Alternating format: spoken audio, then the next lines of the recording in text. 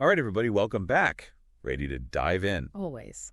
Today, we're tackling something that, well, might seem a little mundane. Uh-oh. What is it? Daylight saving time. You know, that whole spring forward, fall back thing. Oh, right. But I think you'll be surprised by just how much there is to uncover here. We're going deep, using some excerpts from a recent article. By the end, you might just find yourself looking at those clock changes a little differently. I'm intrigued. Me too. So, to start us off, have you ever noticed how DST seems to, pop up throughout history, especially when things get tough? You know, you're right. It's like clockwork. Ha! But seriously, it always seems tied to moments of crisis or when resources are stretched thin. Exactly. Yeah. Think about it. The idea of messing with our clocks to get more daylight actually goes way back, centuries even. But it was really World War I that brought DST into the mainstream, a way to conserve energy, Right. And then lots of countries ditched it once the war ended, but then brought it back during World War II. And then, what was it, the 1970s energy crisis? Yep. You can't deny the pattern. Almost makes you wonder if there's something more to it than just saving energy, right? There just might be. Okay, so let's get into the nitty-gritty. Let's talk about what DST actually does, beyond just making us groggy for a week in the spring. Sounds good. First up, energy. Was all that clock changing really worth it? Did we actually save energy? Well, it depends on who you ask and what studies you're looking at, honestly. Oh, no.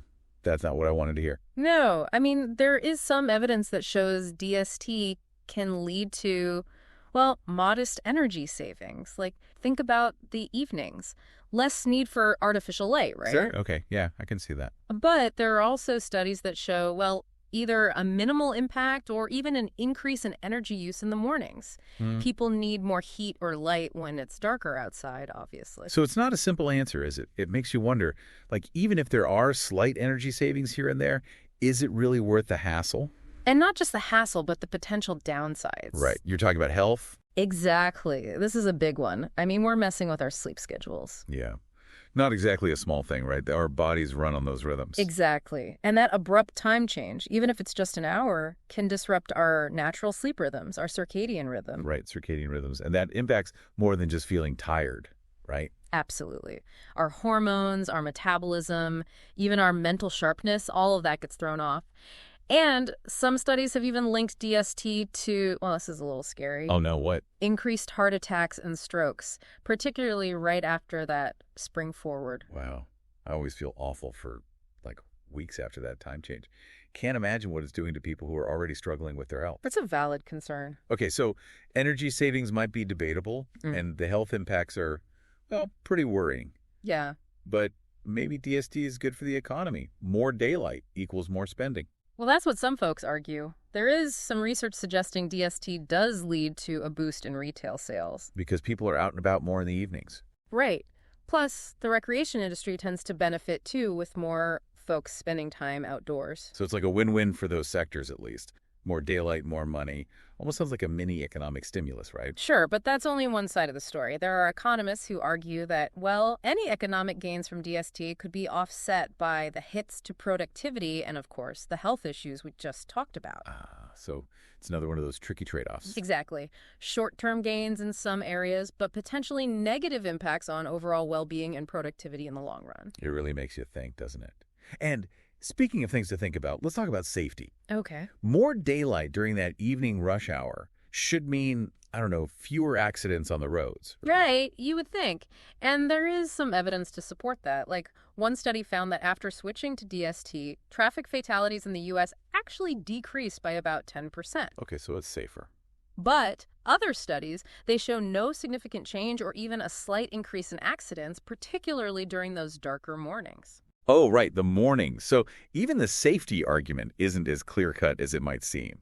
It's kind of all over the place, really. Right. And that really makes sense when you consider that there's actually a pretty big movement out there pushing to get rid of DST altogether. Either totally abolish it or just go with year-round standard time. And it's understandable, really. The argument for year-round standard time is all about, well, consistency. Makes sense. Consistent sleep patterns, fewer potential accidents, maybe even some overall health improvements. But efforts to change DST laws, they often run into, well, let's say, pushback from certain interest groups. Right. It's not just about the science of the data, is it? There's always politics and economics mixed in. Yeah. So I'm curious, after this deep dive, where do you stand on DST? Has your perspective shifted at all? For me, what really stands out is that there's no easy answer. It's not one size fits all. Whether we keep or ditch DST should really be based on carefully looking at all the evidence, both sides of the story, and the specific needs of each community. I think that's a really great point. And it leaves me to one final thought, something for everyone listening to chew on. Imagine if we could completely redesign our timekeeping system today, knowing what we now know about our bodies and how interconnected our world is. Would DST even be part of the equation? Wow, that's a great question. I think so too. So I hope this deep dive has given everyone some new things to consider about daylight saving time. It's more complicated than you might think. Keep exploring this topic, keep questioning, and keep forming your own informed opinions. Until next time, see you then. Today is your lucky day. Today is the day that our $3 website works for you, paying you directly to your PayPal daily. Imagine $3 ongoing continuous payments to your PayPal account. Imagine falling asleep and waking up to $300 in your PayPal account. How would this make you feel? How could this help you? What bills could you pay? What kind of fun could you have? What does that retirement look like now? All for a one-time payment of $3. This website is DFY done for you, fully built and completely hosted, and never stops collecting payments for you. You have spent $3 on coffee on a regular, but that coffee won't help you create multiple streams of income. Click the link below.